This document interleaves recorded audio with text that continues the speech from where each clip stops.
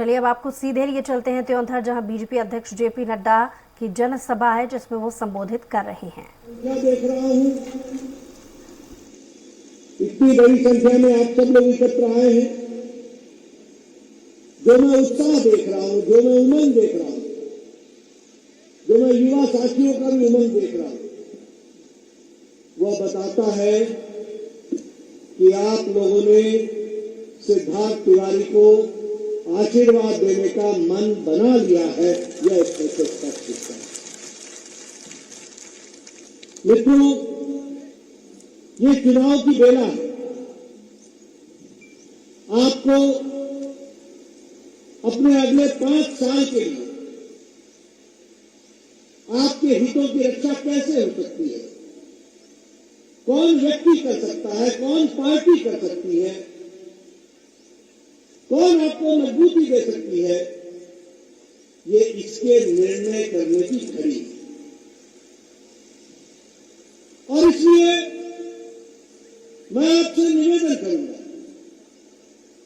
कि चुनाव में इस आधार पर वोट मत देना कि ये मेरा नजदीकी है, ये मेरे जाति का है, ये मेरे इलाके का है, ये मेरी भाषा बोलता है। इन आधारों पर चुनाव में वोट नहीं दिए जाते। वोट देने का अधिकार होना चाहिए कि कौन आपकी 5 साल तक रक्षा करके आपको विकास के साथ जोड़ सकता है, ये आपका आधार होना चाहिए। और जब मैं ये बोलता हूं तो मैं गौरव के साथ बोल सकता हूं कि आज अगर आपने यहां से लोकसभा में जनार्दन जी को भेजा है, आज अगर आपने मध्य प्रदेश से लोकसभा में कमल खिलाया है, तो हम ये कह सकते हैं कि मोदी जी के नेतृत्व में देश ने मजबूती पकड़ी है और देश आगे बढ़ा है। ये बात हम कह सकते हैं। हम उस पार्टी की संस्कृति में से नहीं आते हैं जो झूठे वायदे देकर, गुमराह करके, भुला करके, आपको खयाले में डाल करके वोट लेते हैं। हम उस पार्टी की संस्कृति से आते हैं जो 5 साल बाद अपना रिपोर्ट कार्ड रख करके बताते हैं कि हमने तुम्हारे लिए क्या किया। और इसीलिए एक जिम्मेवार पार्टी के जिम्मेवार अध्यक्ष के रूप में मैं आपको बताना चाहता हूं कि जब दुनिया की अर्थव्यवस्थाएं लड़खड़ा गई है, जब अमेरिका की अर्थव्यवस्था लड़खड़ा गई है, जब यूरोप के देशों की अर्थव्यवस्था लड़खड़ा गई है, जब जापान की अर्थव्यवस्था लड़खड़ा गई है, जब ऑस्ट्रेलिया की अर्थव्यवस्था लड़खड़ा गई है, जब चीन की भी अर्थव्यवस्था लड़खड़ा गई है, तो अकेला भारत है जो मजबूती के साथ खड़ा है और अर्थव्यवस्था में आगे बढ़ रहा है। और यही कारण है कि जिस देश ने हमको 200 साल राज किया, अंग्रेजों ने, उसको भी पछाड़ कर हम 11वें नंबर से बढ़कर के 5वें नंबर की दुनिया में अर्थव्यवस्था हो गई। अभी आपका आशीर्वाद सिद्धार्थ को मिलेगा और 2024 में फिर मोदी जी का आशीर्वाद मिलेगा। 3 साल के अंदर मोदी जी के नेतृत्व में हम तीसरी अर्थव्यवस्था बन जाएंगे। इसकी हमको तैयारी करनी है। आप बताइए, अभी अभी संसद में महिलाओं को विधानसभा में और लोकसभा में आरक्षण मिला कि नहीं मिला? मिला कि नहीं मिला? कभी सोचा था? 15 साल से कांग्रेस और यूपीए की सरकार इस बिल पर बैठी हुई थी। 15 साल से कोई पूछने वाला नहीं था। मेरे ख्याल से 20 साल से कोई पूछने वाला नहीं था। मुझे तारीख याद नहीं है, लेकिन लंबे समय से ये बिल पड़ा हुआ। लेकिन मोदी जी की इच्छा शक्ति, महिलाओं को स्थान देना, नारी शक्ति वंदन विधेयक दिल्ली में पार्लियामेंट में 2 दिन के अंदर पास हो गया और अब आने वाले समय में महिलाओं को 33% का आरक्षण मिलेगा। मित्रों, आज हम इस्पात में, स्टील में चौथे नंबर से दूसरे नंबर पर मैन्युफैक्चरिंग में आ गए। आज हम ऑटोमोबाइल की मार्केट में, गाड़ियां बनाने वाली मार्केट में दुनिया में हम तीसरे नंबर पर आकर के खड़े हो गए। ये हमारे विकास की कहानी। और अगर मैं आपको कांग्रेस का याद दिलाऊं तो कांग्रेस के राज में क्या मिला आपको? आपको मिला कोयला घोटाला, आपको मिला ऑगस्टा वेस्टलैंड घोटाला, आपको मिला कॉमनवेल्थ घोटाला, आपको मिला 2G स्कैम का घोटाला, आपको मिला आदर्श स्कैम का घोटाला। यानी घोटाले पे घोटाला। एक तरफ कांग्रेस पार्टी घोटालों की सरकार और एक तरफ मोदी जी के नेतृत्व में बढ़ता देश, आगे बढ़ने वाला देश, तेजी से बढ़ने वाला देश, ये हमको समझना है। और इसीलिए आज मैं आपसे ये भी चर्चा करना चाहता हूँ, आपको जानकर खुशी हो, मैं आपके घर में आया हूं, मैं आपको बताना चाहता हूँ कि मोदी जी के नेतृत्व में 13.5 करोड़ लोग, भारत के 12% से ज्यादा की आबादी अब गरीबी की रेखा से निकल गई है और ऊपर की रेखा में आ गई है। ये भी हमको ध्यान है, ये भी हमको समझ लिया। और अति गरीबी भारत में, मैं नहीं बोल रहा, अंतर्राष्ट्रीय संगठन इंटरनेशनल मॉनिटरी फंड बोलता है कि भारत में अति गरीबी 1% से भी कम हो गई है, 1% से भी कम। ये आज भारत की तस्वीर। इसलिए मित्रों, ये चुनाव सिर्फ इस बात का चुनाव नहीं है कि किसको क्या मिला, या इस बात का चुनाव नहीं है कि सिद्धार्थ जीतेगा या कोई और। ये चुनाव आपके हितों का चुनाव है, आपकी रक्षा का चुनाव है। इस बात को हमको याद है। मैं आपको बताना चाहता हूं, हमारे ये इलाके में बहुत बड़ी संख्या में हमारे आदिवासी भाई रहते हैं। आपको जानकर खुशी होगी कि आज आदिवासी भाइयों के लिए आर्थिक एलोकेशन, बजट का एलोकेशन 3 गुना बढ़ा दिया गया है सिर्फ आदिवासी भाइयों। आपको जानकर खुशी होगी कि बजट में भी शेड्यूल ट्राइब कॉम्पोनेंट, आदिवासी का जो कॉम्पोनेंट होता है, वो 5 गुना बढ़ा दिया। आपको जानकर खुशी होगी कि एकलव्य स्कूल का बजट 22 गुना बढ़ा दिया गया है, 22 गुना। आप समझ सकते हैं कि विकास के लिए, हमारे आदिवासी भाइयों के बच्चों के पढ़ने के लिए स्कॉलरशिप 2.5 गुना बढ़ा दिया गया।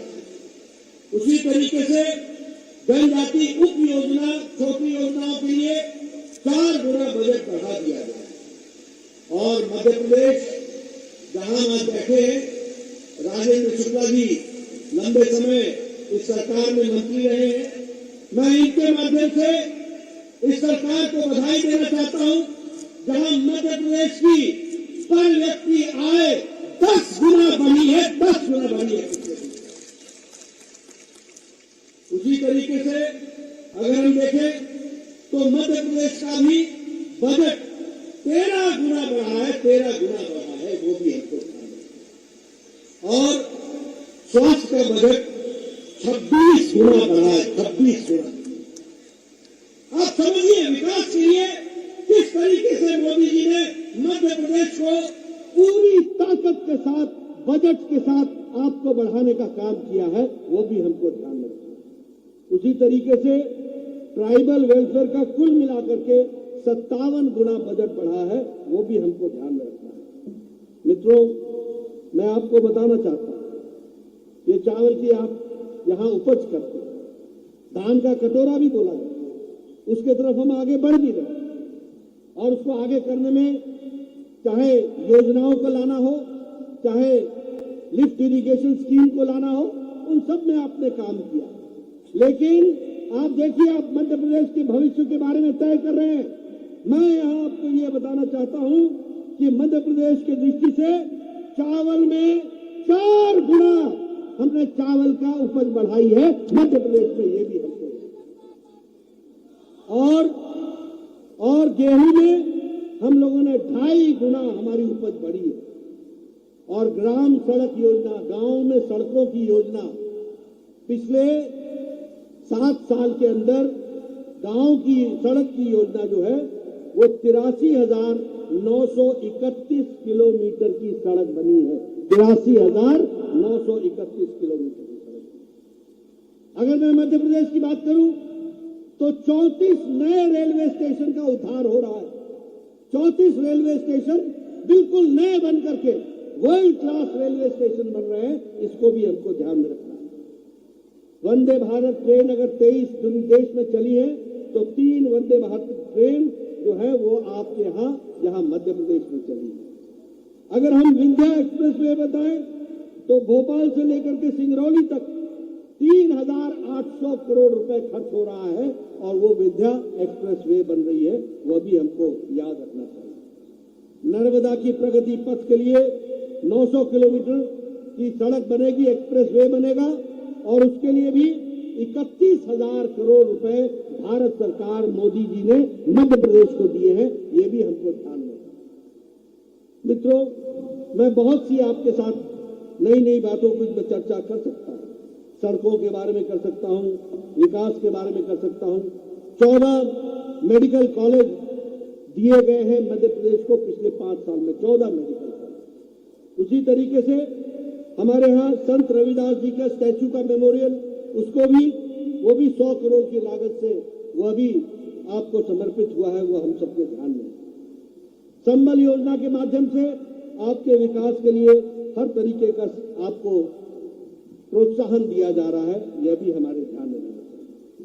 अगर हम बात करें तो पिछड़ा वर्ग कल्याण बोर्ड बनाया गया, सामान्य वर्ग के लिए कल्याण बोर्ड बनाया गया, विश्वकर्मा कल्याण बोर्ड बनाया गया, रजक कल्याण बोर्ड बनाया गया, प्रवासी श्रमिक के लिए कल्याण बोर्ड बनाया गया।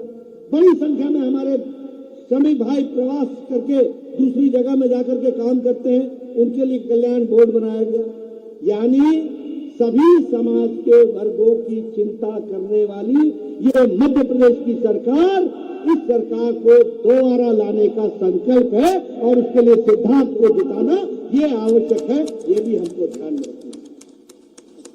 मैं यहां आपके साथ गांव, गरीब, वंचित, पीड़ित, शोषित, दलित, इनकी भी चर्चा करना चाहता हूं। पहले क्या होता था? पहले ये होता था कि सरकारें आती थी। सरकार जब आती थी तो वो लोगों की सरकार नहीं होती थी, वो किसी जाति की सरकार होती थी, वो किसी वर्ग की सरकार होती थी, वो किसी परिवार की सरकार होती थी और वो सरकारें सिर्फ अपना सोचती थी, किसी समाज का नहीं सोचती। लेकिन मोदी जी के आने के बाद, एक मिनट, मोदी जी के आने के बाद गांव, गरीब, वंचित, पीड़ित, शोषित, दलित, महिला, युवा, इन सबको, किसान, इन सबको ताकत देने का काम किया तो प्रधानमंत्री मोदी जी ने किया। ये भी हमको ध्यान है। आपको जानकर खुशी होगी, प्रधानमंत्री गरीब कल्याण अन्न योजना 80 करोड़ की जनता को 5 किलो गेहूं या 5 किलो चावल, 1 किलो दाल, ये दे करके प्रधानमंत्री जी ने 13.5 करोड़ गरीब लोगों को गरीबी की रेखा से ऊपर उठा दिया। फिर से मैं बताता हूं, इसको आपको ध्यान रखना। अगर मैं बात करूं आपके मध्य प्रदेश में 5 करोड़ 1 लाख लोगों को यह दिया जा रहा है, यह भी हमको समझ लेना चाहिए। अगर मैं बात करूं प्रधानमंत्री आवास योजना की तो 4 करोड़ घर प्रधानमंत्री आवास योजना में लोगों ने दिए और उस 4 करोड़ घर में दुख की बात यह है कि प्रधानमंत्री मोदी जी के द्वारा दिया हुआ पैसा